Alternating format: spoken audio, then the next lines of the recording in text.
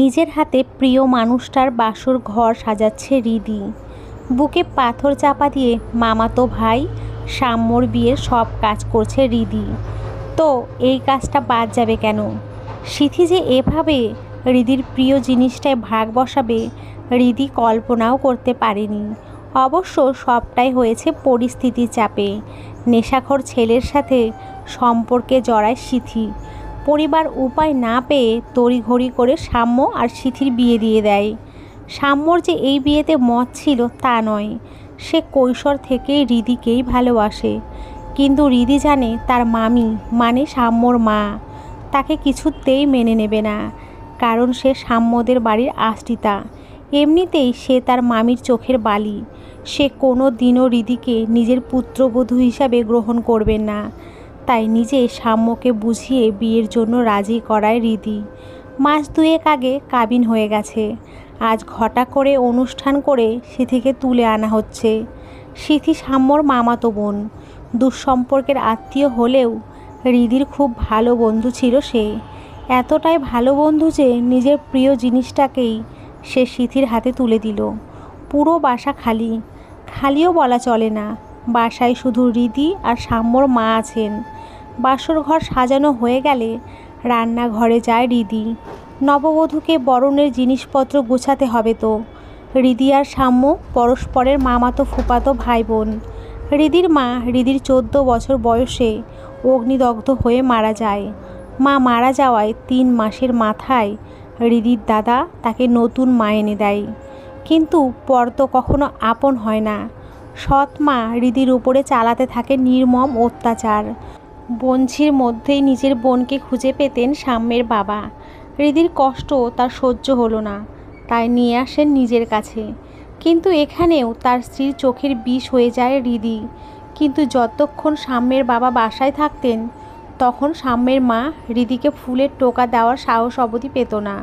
হাতের কাজগুলো সেরে ফ্রেশ হতে যায় রিদি। ঠিক সেই সময়ে গাড়ির হর্নের আওয়াজটা শুনতে পায় রিদি। নিশ্চয়ই সাম্যদা সিথিদিকে নিয়ে এসেছে। কোনো রকমে ওড়না দিয়ে মুখ মুছে বেরোয় রিদি। বধূ বরণের নিয়ম কানুন শেষে সিথিকে বাসর ঘরে রেখে নিজের ঘরে যেতে নেয়। ঠিক সেই সময় সাম্য রিদির পথ আটকায়।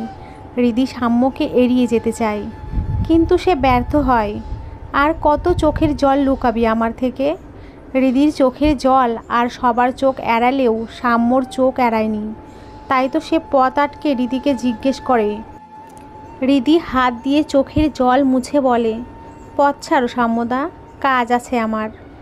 আর কত দূরে থাকার বাহানা দিবি? বাহানা মানে? আমার সত্যিই কাজ আছে।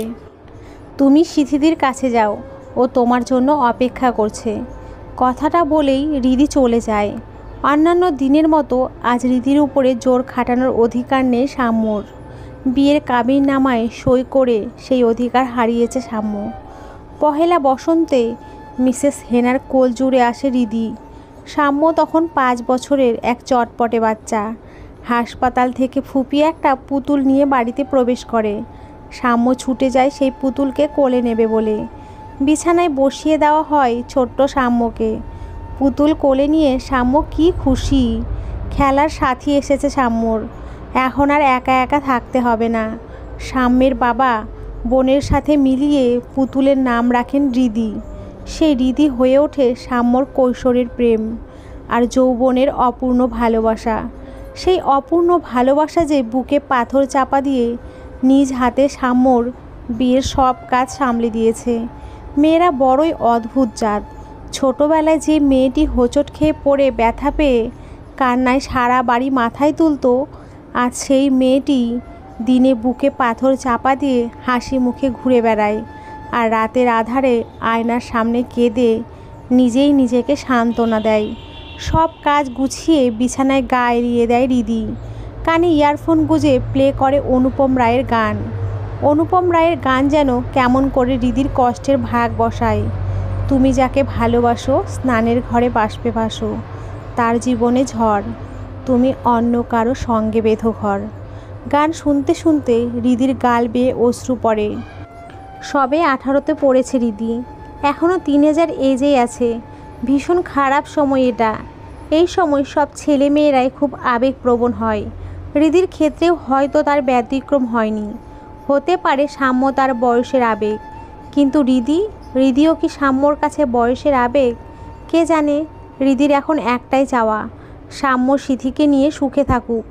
সময় নদীর স্রোতের মতো বহমান। কেটে গেছে প্রায় 6টা মাস। এই কয়েক মাসে হৃদি সাম্যর সামনে খুব একটা দরকার ছাড়া যায়নি। কথা বলাও কমিয়ে দিয়েছে সাম্যর সাথে, যাতে পুরনো ক্ষতটা আবার দগদগে হয়ে না ওঠে। সন্ধ্যায় মাগরিবের নামাজ পড়ে এসে সোফায় গা এলিয়ে দেন সাম্যর বাবা সালাম সাহেব। শ্বাস নিতে প্রচুর কষ্ট হচ্ছে তার। বসন্তের শুরু সবে, শীত এখনও পুরোপুরি যায়নি। এই অবস্থায় তার গা হাত পা ঘেমে পুরো কাক ভেজা হয়ে গেছেন। বুকের বাঁ পাশটায় কেমন যেন ব্যথা করছে। তিনি হৃদির কাছে এক গ্লাস পানি চান। ডাইনিং থেকে হৃদি গ্লাসে করে পানি এনে দেখে মামার এই অবস্থা। অস্থির হয়ে পানির গ্লাসটা সালাম সাহেবের দিকে বাড়িয়ে দেয়। কাপা হাতে হৃদির হাত থেকে গ্লাসটা নেন সালাম সাহেব। তড়িঘড়ি করে ফ্যান অন করে হৃদি। মামার এই অবস্থা দেখে হৃদি ঘাবড়ে যায়। চিৎকার করে সাম্যকে, সিথিকে আর মামিকে ডাকে হৃদি। বিলকিস বেগম স্বামীকে দেখে ভয় পেয়ে যান। সিথি বালতি করে পানি আনে, মাথায় পানি ঢালা হয়।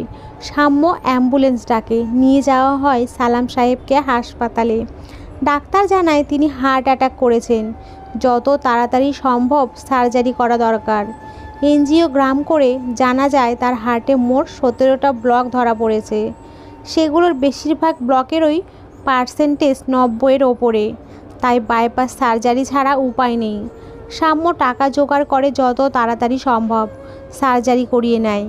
সালাম সাহেবের সেবার জন্য বিলকিস বেগম আর হৃদি হসপিটালেই থেকে যায়। সাম্য চাকরি সামলিয়ে যতটা সম্ভব হাসপাতালেই থাকে, আর সিথি ঘর সামলায়। ভাইয়া জানো, তুমি যখন আমার রাগ ভাঙাও না, আমার তখন খুব ভাল লাগে। আচ্ছা, এরপর থেকে আমি আর তোর রাগ ভাঙাবো। আমি বুঝতে পেরেছি তুই কারণ ছাড়াই রাগ করিস। আহ্লাদি কণ্ঠে সাম্য ছোট্ট হৃদির কথার জবাব দেয়।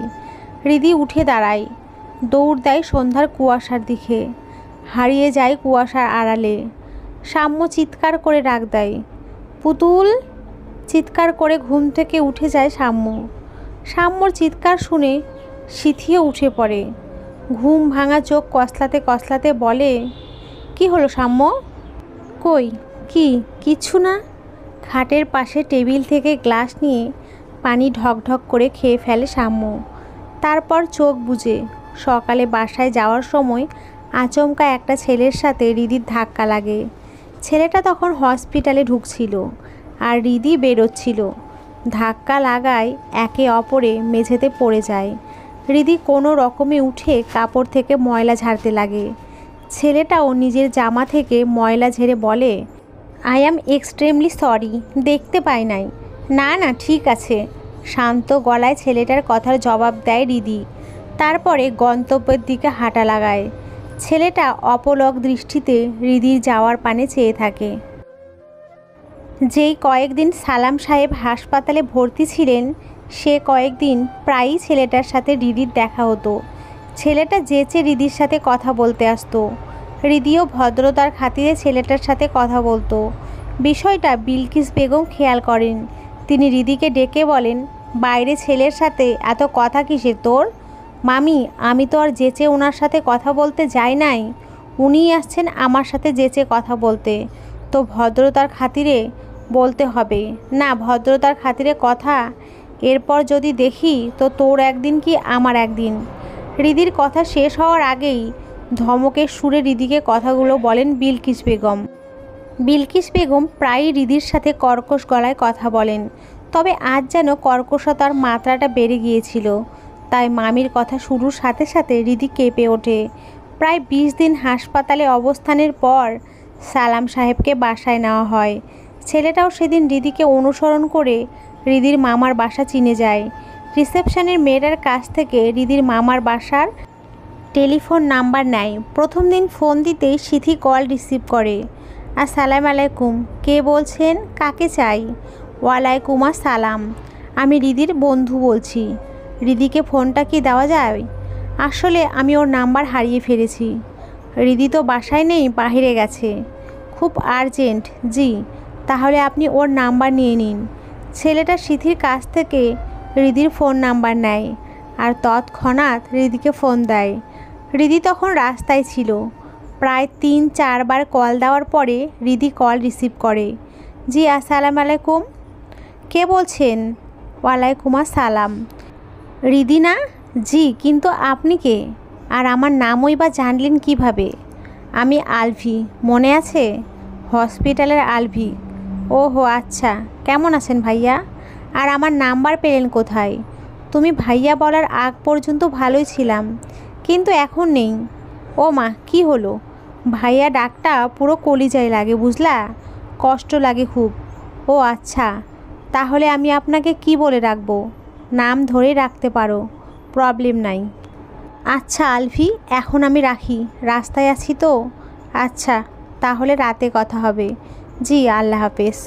রিদি কল কেটে দেয়। বাজারের ব্যাগটা ফুটপাত থেকে তুলে বাসার দিকে হাঁটা লাগায়। এমনিতে বাজার ঘাট সালাম সাহেবই করেন। তিনি অসুস্থ থাকায় সাম্য বাজারঘাট করত, কিন্তু আজ 2 দিন যাবৎ সাম্য বাসায় নেই, অফিসের কাজে বাইরে গেছে। তাই রিদিকেই বাজারঘাট করতে হচ্ছে। 2 দিন যাবৎ রিদি বাজার করছে। বাসায় গিয়ে সিথির হাতে হাতে কাজগুলো গুছিয়ে দেয়। আগে বাসায় রান্না বান্নার দায়িত্ব ছিল বিলকিস বেগমের ওপরে, এখন তিনি স্বামীর সেবায় ব্যস্ত। শাশুড়ির পরে তো ছেলের বইয়ের উপরে সংসার সামলানোর দায়িত্ব আসে। সেই সিথি রান্নার দায়িত্বে আছে। দুপুরের খাবার শেষে বাসনগুলো মেজে রিদি বিছানায় গা এলিয়ে দেয়। ঘুম ঘুম পাচ্ছে খুব। আস্তে আস্তে রিদি চোখ বোঝে, হারিয়ে যায় অতল ঘুমের দেশে। তোরা দুজনে আমায় পাগল করে দিবি। কতক্ষণ ধরে তোদের পেছনে ঘুরছি, খেয়ে নিলেই তো ঝামেলা শেষ হয়ে যায়। হাঁপাতে হাঁপাতে কথাটা রিদি সাম্যকে বলেন মিসেস হেনা। সাম্য আর রিদি হাসতে হাসতে বলে, হি হি হি, আমাদের ধরতে পারলে না। তোরা খাবি না? না, খিতুলি আমার ভাল লাগে না ফুপ্পি। আহ্লাদি কণ্ঠে মিসেস হেনার কথার জবাব দেয় সাম্য। সাম্য তখন 10 বছরের বাচ্চা, কিন্তু বাচ্চামি স্বভাবটা তখনও সাম্যের মধ্যে ছিল। আর সারাক্ষণ রিদির সাথে থাকতো সেও, আধো আধো কথা বলতো। রিদি সাম্যর কথার সাথে তাল মিলিয়ে বলে, সাম্যদার ভাল লাগে না তো আমারও ভাল লাগে না। ওরে দুষ্টু, দুটোকেই আজ একসাথে বেঁধে খাওয়াবো। কথাটা বলেই মিসেস হেনা আবার 2 জনের পেছনে ছুটতে লাগলেন এবং ধরেও ফেলেন। দুজনকে নিয়ে সোফায় বসান, জোর করে খাইয়ে দেন দুজনকে। খেতে খেতে রিদি সাম্যকে বলে, সাম্যদা, আজকে আমার পুতুলের সাথে তোমার পুতুলের বিয়ে দেবে না? আমি পড়াগুলো শেষ করে নেই, বিকেলে বিয়ে দেব। আম্মু, তুমি পায়েস রান্না করে দিও পুতুলের বিয়েতে। আচ্ছা, এখন খান আম্মা যান। রিদি, এই রিদি ওঠ, আসরের আজান দিয়েছে, নামাজ পড়বি না? সিথি রিদিকে ধাক্কা দিচ্ছে আর ডাকছে। বিকেল হয়ে গেছে, নামাজ পড়তে হবে না? এই বাসার নিয়ম সবাইকে 5 ওয়াক্ত নামাজ পড়তে হবে। অনেক কিছু ছাড় দেওয়া গেলেও এই ব্যাপারে ছাড় দেওয়ার কোনো প্রশ্নই আসে না। সিথির ডাকে রিদি চমকে ওঠে। এতক্ষণ তাহলে রিদি স্বপ্ন দেখছিল। হ্যাঁ, যাই সিথিদি। চোখ কসলাতে কসলাতে ওয়াশরুমে যায় অজুর উদ্দেশ্যেও। ইদানিং ছোটোবেলা নিয়ে স্বপ্ন খুব বেশিই দেখছে রিদি, কিন্তু কেন তা আল্লাহ ছাড়া আর কেউ জানেন না। কারণ আল্লাহ সর্বশক্তিমান, তিনি সব জানেন, শোনেন, দেখেন। খাওয়া শেষে বাসনগুলো মেজে ক্লান্ত শরীরটা বিছানায় এলিয়ে দেয়। কিছুক্ষণের মধ্যেই চলে যায় অতল ঘুমের দেশে। রাত 12টা নাগাদ রিদির ঘুম ভাঙে, তাও ফোনের শব্দে। ঘুম মাখা চোখ নিয়ে ফোনের স্ক্রিনের দিকে তাকায় সে। নম্বরটা সেভ করা নেই, কিন্তু পরিচিত পরিচিত লাগছে নম্বরটা। আরে, এটা তো আলভির নাম্বার। কিন্তু এত রাতে আলভি হঠাৎ ফোন দিল কেন? নিশ্চয়ই কোনো দরকার আছে বা থাকতে পারে। ঘুম ঘুম চোখে ফোন রিসিভ করে ক্লান্তিকর কণ্ঠে রিদি বলে, জি বলুন। ঘুমায় পড়ছিলা নাকি? রাত বাজে 12টা, এই সময় ঘুমানো কি স্বাভাবিক নয়? ও আচ্ছা, তাহলে ডিস্টার্ব করলাম, সরি। না না, ঠিক আছে। কী জন্য ফোন দিয়েছিলেন সেটা বলুন। এমনি কথা বলতে মন চাইলো তাই ফোন দিলাম। হোয়াট? এমনি মানে কি এগুলার? তোমার মিষ্টি ভয়েস শুনতে মন চাইলো তাই ফোন দিলাম। মশাই, রাত বিরাতে এইভাবে অন্য মেয়েকে ফোন দিলে আপনার গার্লফ্রেন্ড রাগ করবে। কথাটা বলেই রিদি হেসে দেয়। রিদির হাসির আওয়াজ ফোনের ওপাশেও যায়। রিদির হাসি শুনে আলভিও মুচকি হাসে আর বলে, ও হ্যালো ম্যাডাম, আমার কোনো গার্লফ্রেন্ড নেই, আমি pure single. By the way, আপনার বিএফ কেমন আছে? বিএফ নাই? কেন? ডোন্ট নো, আমার ঘুম পাইতেছে। আচ্ছা, আর ডিস্টার্ব করব না, গুড নাইট ম্যাডাম। প্রতিদিন রাতেই প্রায় রিদিকে আলভি ফোন দিত। রিদিও আলভির সাথে কথা বলাটা খুব উপভোগ করত। কোনো দিন ফোন দিতে দেরি হলে রিদি খুব চিন্তায় পড়ে যেত।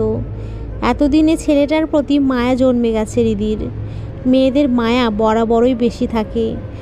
তারা আঠা নষ্ট হওয়া টিপ, ভাঙা চুড়ি, জোড়া হারানো কানের দুলটাও যত্ন করে রেখে দেয়। এই জন্য তাদের মায়াবতী বলা হয়। মায়াবতীর পুরুষবাচক শব্দ নেই। হুমায়ুন আহমেদ। মায়া ভয়ঙ্কর সুন্দর। এই জিনিসটা একটা মেয়ের জীবনে যেমন সুখের জোয়ার বয়ে আনে, ঠিক তেমনই দুঃখ কষ্ট বয়ে আনে। ঠিক যেমনটা হয়েছিল বাংলার শেষ নবাব সিরাজউদ্দৌলার স্ত্রীর সাথে। তিনি প্রথমে নবাবের মায়ায় পড়েন, পরে ভালোবেসে বিয়েও করেন। কিন্তু সুখ তার কপালে বেশি দিন সয় না।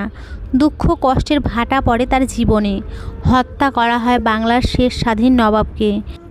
বেগম লুৎফানেচ্ছা এতটাই বাংলার শেষ নবাবের মায়ায় পড়েছিলেন যে পরবর্তী জীবন সে নবাবের কবরে প্রদীপ মোমবাতি জ্বালিয়েই কাটিয়ে দিয়েছেন। আচ্ছা, তুমি কি বাচ্চা পড়াও? আগে পড়াইতাম, এখন পড়াই না। কেন? ফোনের এপাশ থেকে আলভির কথার জবাব দেওয়ার সাথে পাল্টা প্রশ্ন করে রিদি। ফোনের ওপাশ থেকে আলভি জবাবে বলে, আমার ছোট ভাইটা ক্লাস 2তে উঠল, ওর জন্য প্রাইভেট টিউটর খুঁজছিলাম। পড়াবে আমার ছোট ভাইটাকে? দেখি, আমি মামার সাথে কথা বলে তোমায় জানাবো নি। আচ্ছা, কয়টা বাজে খেয়াল আছে ম্যাডাম? ফোনের ওপাশ থেকে আলভির বলা কথা শুনে রিদি ঘড়ির দিকে তাকায়। দেখে 1:30 বাজে। এত রাত হয়ে গেছে রিদি বুঝতেই পারেনি। আলভির সাথে কথা বললে সময় কেমন যেন তাড়াতাড়ি বয়ে যায়। কি হলো ম্যাডাম, বললেন না তো কয়টা বাজে? ফোনের ওপাশ থেকে রিদির দিকে প্রশ্ন ছুঁড়ে মারে আলভি। লজ্জা মাখা কণ্ঠে রিদি আলভির প্রশ্নের উত্তর দেয়, ইয়ে মানে 1:30? ঘুমাবেন না? ঘুম আসছে না। ঘুমায় পড়ো। আবার সকালে উঠেই তো তোমাকে রাজ্যের কাজ করতে হয়। কখনো খারাপ লাগে না? খারাপ লাগবে কেন? নিজের ঘরে কাজ করতে কার খারাপ লাগে? নিজের ঘর? তুমি না তোমার মামা বাড়িতে থাকো? মামা কি আপন না? মা মারা যাওয়ার পর বাবার আদর থেকে বঞ্চিত হয়। তখন তো মামাই আমায় কাছে টেনে নিয়েছে। সাম্যদার থেকে মামা আমার কোনো অংশে কম দেখে না। কিন্তু তোমার মামি? আলভির কথা শুনে রিদি দীর্ঘশ্বাস ফেলে। হাসি মাখা কণ্ঠে বলে, মামি তো আমায় আরও বেশি ভালোবাসে, তাই তো বকাঝকা করেন। অনেক রাত হয়েছে, আল্লাহ হাফেজ। আল্লাহ হাফেজ। রিদি ফোন কেটে দেয়। স্টাডি টেবিলের পাশে চার্জিং পয়েন্টে ফোন চার্জে দিয়ে বিছানায় শুয়ে পড়ে। দীর্ঘশ্বাস ফেলে রিধি। সে জানে মামির কাছে রিদি বোঝা, কিন্তু ঘরের কথা কি আর বাইরের মানুষকে বলা যায়? লোকে ছিছি করবে। ছোটবেলায় রিদি বেশ পেট পাতলা স্বভাবের ছিল, কোনো কথাই গোপন রাখতে পারতো না। তাই রিদির মা রিদিকে বলতেন, আমাদের কাছে বলেছিস, কিন্তু বাইরের মানুষের কাছে ঘরের কথা কখনো বলবি না, লোকে ছিছি করবে আর সুযোগ পেলে কটু কথা বলবে। সময় আর পরিস্থিতি কত কিছুই বদলে দেয়। 4-5 বছর আগের সেই রিদি এখন বদলে গেছে। কিছু হলেই বাড়ি মাথায় করতো যে মেয়ে, আজ চুপচাপ থাকতে শিখে গেছে, গোপন রাখতে শিখে গেছে হাজারো কথা। যে মেয়ে গোসল করে বাথরুমে কাপড় ফেলে আসতো অন্য কেউ তার কাপড় ধুয়ে দেবে বলে, সেই মেয়ে আজ 4-5 জনের কাপড় দিব্যি ধুয়ে দিচ্ছে। হাত নষ্ট হয়ে যাবে বলে যে মেয়ে বাসন মাজতো না, আজ সেই মেয়ে 3 বেলার এঁটো বাসন ধুচ্ছে। কেউ নিজের জিনিসের দিকে তাকালে যে মেয়ে তাকে সহ্য করতে পারতো না, আজ সেই মেয়ে হাসি মুখে প্রিয় জিনিসটাকে অন্যের হাতে তুলে দিয়েছে। মেয়েদের জীবনটা ঠিক সেই রকম, স্যাক্রিফাইস আর মানিয়ে নিয়েই চলে যায়। দুটো চোখের একটি দিয়ে নিজের পরিবার আপনজনদের সুখ দেয়, আর অন্য চোখ দিয়ে ভালোবাসার মানুষটার। নিজের দিকে তাকানোর সময় সুযোগ কোনোটাই নেই তার। কেন যেন ইদানিং রাত হলে রিদির মায়ের কথা খুব মনে পড়ে। আজকেও মনে পড়ছে। রিধি দীর্ঘশ্বাস ফেলে। চোখের কার্নিশ থেকে জল গাল গড়িয়ে বালিশে পড়ে। রিদি তো এইচএসসি দিলি এইবার, তাই না? জি মামা। কথাটা বলে সালাম সাহেবের প্লেটে তরকারি দেয় রিদি। সালাম সাহেব রুটির টুকরো মুখে নিয়ে বলেন, তা বিয়ে শাদী করার ইচ্ছা কি এখনও আছে, না আর একটু পরে করবি? তোমরা যা ভালো বোঝো। তোমরা তো আমার ভালোই চাইবে, কখনো খারাপ চাইবে না। তোর পছন্দের কেউ আছে? কথাটা শোনা মাত্রই হৃদি সাম্যর দিকে করুণ দৃষ্টিতে তাকায়। দীর্ঘশ্বাস ফেলে বলে, মামি কিছু লাগবে তোমার? না। কারো বুঝতে বাকি রইল না যে হৃদি কথাটা এড়িয়ে গেল। সবার খাওয়া যখন শেষের দিকে, তখন হৃদি আর সিথি খেতে বসে। খাওয়া শেষে সালাম সাহেব উঠে যাচ্ছিলেন। তখন হৃদি তাকে বলে, মামা আমি যদি একটা টিউশনি করি তো তোমাদের কি কোনো সমস্যা হবে? বাসায় গিয়ে পড়াবি নাকি স্টুডেন্ট বাসায় আসবে? পানির গ্লাসটা টেবিলে রেখে হৃদিকে পাল্টা প্রশ্ন করে সাম্য। সাথে সাথে হৃদি জবাব দিয়ে দেয়, বাসায় গিয়ে ভাইয়া। বাসা কই তা তো জিজ্ঞেস করিনি। আচ্ছা আমায় জানাস। কথাটা বলেই সাম্য অফিস ব্যাগ কাঁধে নিয়ে অফিসের উদ্দেশ্য রওনা দেয়। সালাম সাহেব উঠে ঘরে যান। পেছন পেছন তার সহধর্মিণীও যান। সিএনজিতে আনমনে বসে আছে সাম্য। শহরে যান্ত্রিক জীবনের কোলাহল তার কান স্পর্শ করেনি। সেদিনই সাম্যর ফুপি পুতুলটাকে সাম্যর কোলে দিল। দেখতে দেখতে পুতুলটা বড়ও হয়ে গেল কৈশোরের প্রেম। পরিস্থিতি পুতুলকে সাম্যর থেকে দূরে সরিয়ে নেয়। যাকে নিয়ে সাম্যর পুরো জীবন কাটানোর কথা ছিল, সে একদিন অন্য কারো হয়ে যাবে। ভাবতেই সাম্যর ভেতরটা মোচড় দিয়ে ওঠে। রাত তখন প্রায় 11:30। সাম্য ছাদে দাঁড়িয়ে নিজ মনে সিগারেট টেনে যাচ্ছে। হৃদি জানে যে এই সময়ে সাম্য সিগারেট টানে, তাই সে ছাদে আসে। সিথির সাথে বিয়ের কথা জানানো হয়েছিল সাম্যকে। সে সোজা না করে দেয়। তা নিয়েই নিজেদের মতো আলোচনা করছিলেন বিলকিস বেগম আর সালাম সাহেব, এবং তার হৃদি আড়াল থেকে শুনতেও পায়। সবার মতো সেও চেষ্টা করে সাম্যকে রাজি করানোর। হৃদি ডাক দিলে সাম্য পেছন থেকে ফিরে তাকায়। হৃদিকে দেখে সাম্যর মলিন মুখে হাসি ফোটে। সিগারেটটা প্রায় শেষের দিকেই। সিগারেটের ফিল্টারটা ছুঁড়ে ফেলে মেঝেতে। ছাদের রেলিংয়ের সাথে ধাক্কা লেগে অনাদরে রেলিংয়ের সাথে হেলান দিয়ে পড়ে থাকে সিগারেটের জ্বলন্ত ফিল্টার। সাম্য হৃদির কাছে গিয়ে বলে, শুনলাম সিথির সাথে মা বাবা আমার বিয়ে ঠিক করেছে। তুই কিছু জানিস? জানি। এও জানি তুমি বলেছো সিথিকে তোমার দ্বারা বিয়ে করা সম্ভব নয়। ভুল কিছু বলেছি?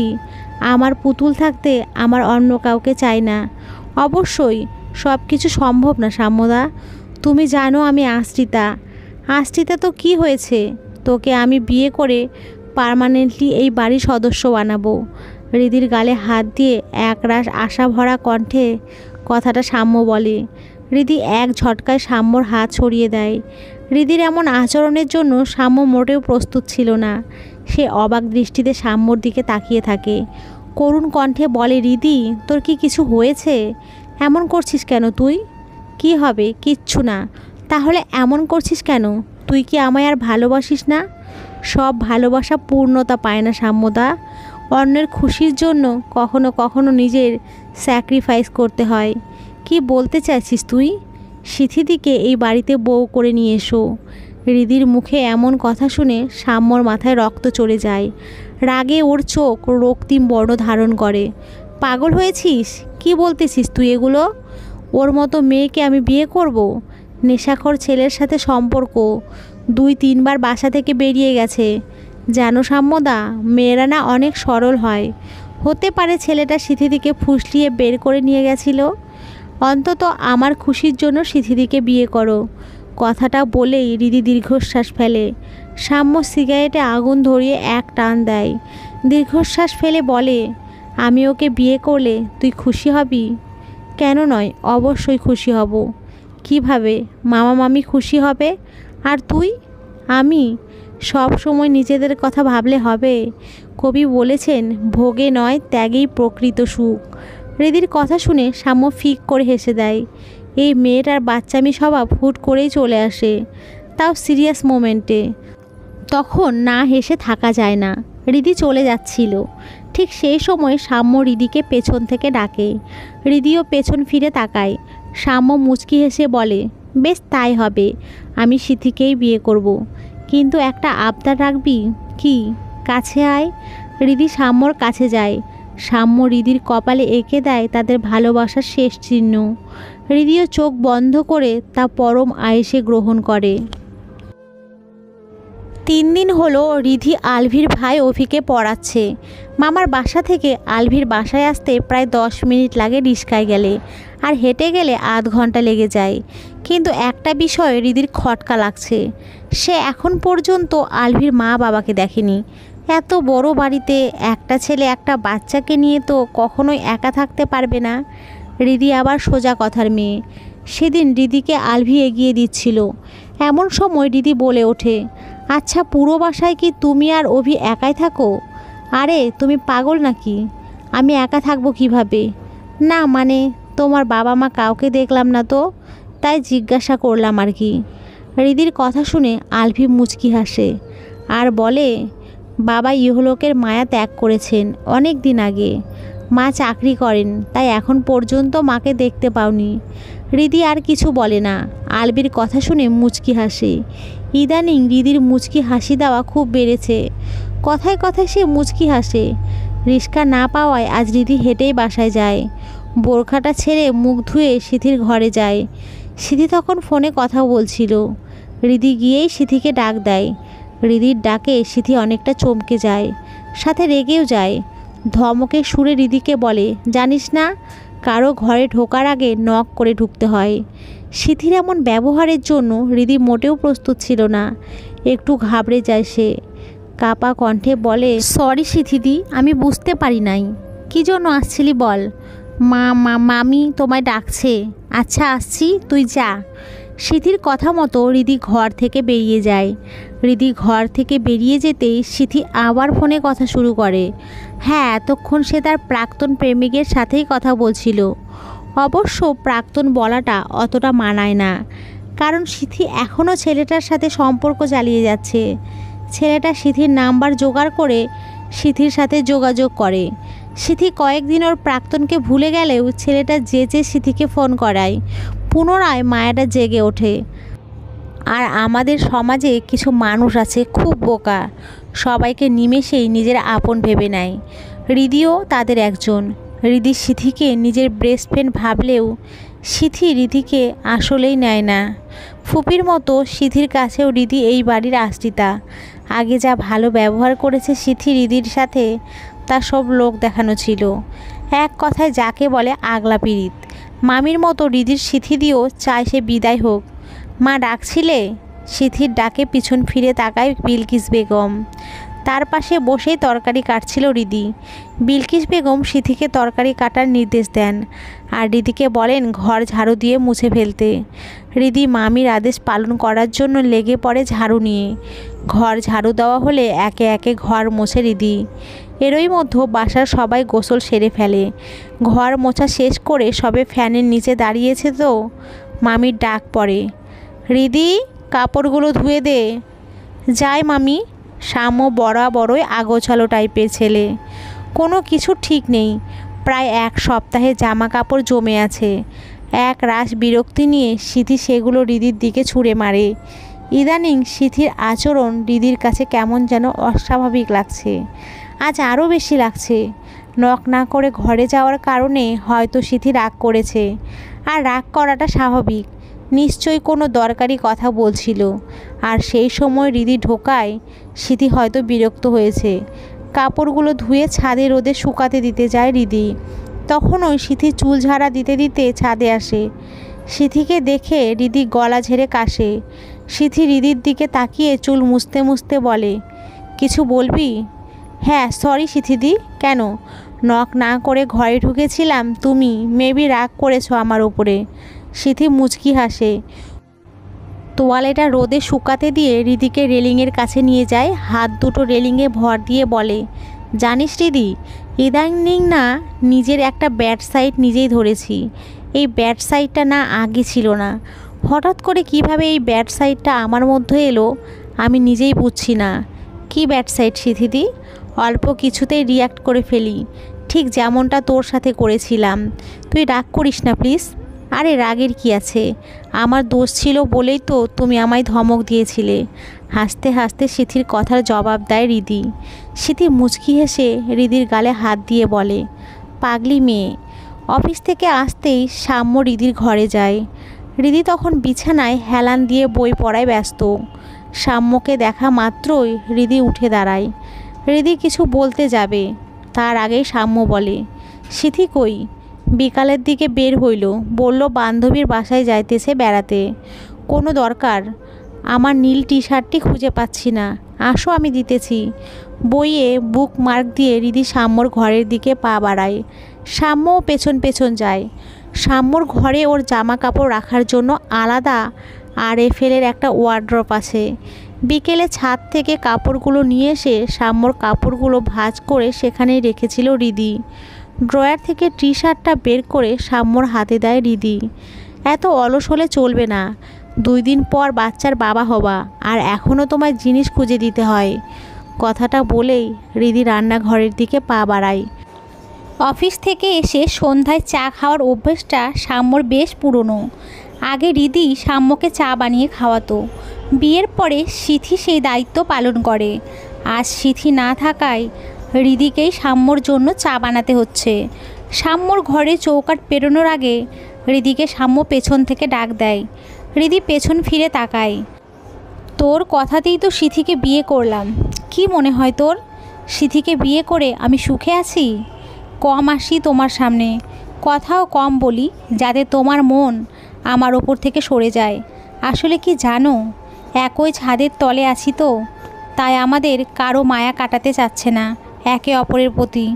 তাড়াতাড়ি এই বাসা থেকে বিদায় হতে পারলে আমিও শান্তি পাই, আর তুমিও।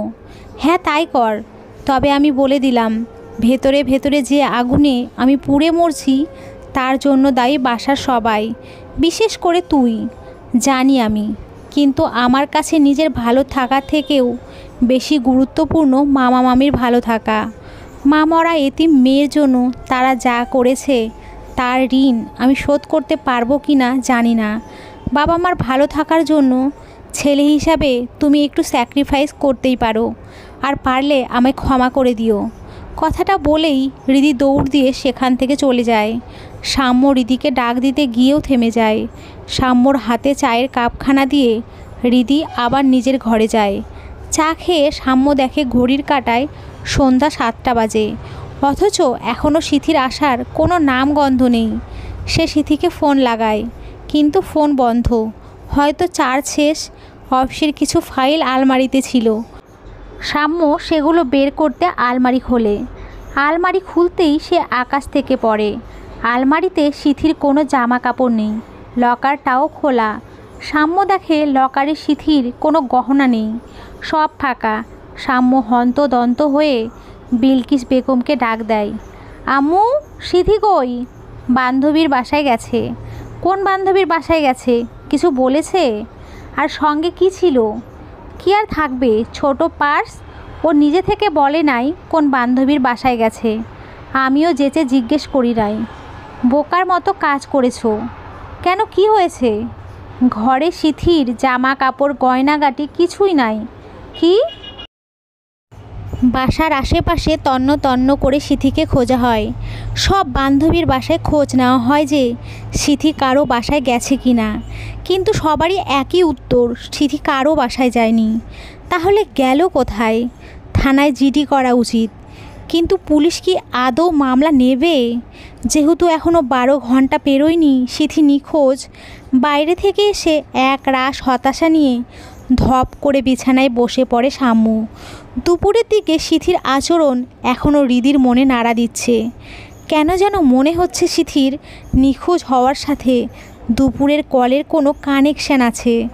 মনে জমে থাকা কিছু প্রশ্ন নিয়ে সে সাম্যর কাছে যায়। হৃদি কাছে যেতেই সাম্য মাথা উঁচু করে হৃদির দিকে তাকায় আর বলে, আমি এখন খাবো না, তুই যা। না খেলে তো শরীর খারাপ করবে। একটা মানুষ নিখোঁজ, আর তুই ভাবলি কিভাবে এই পরিস্থিতিতে আমার গলা দিয়ে খাবার নামবে?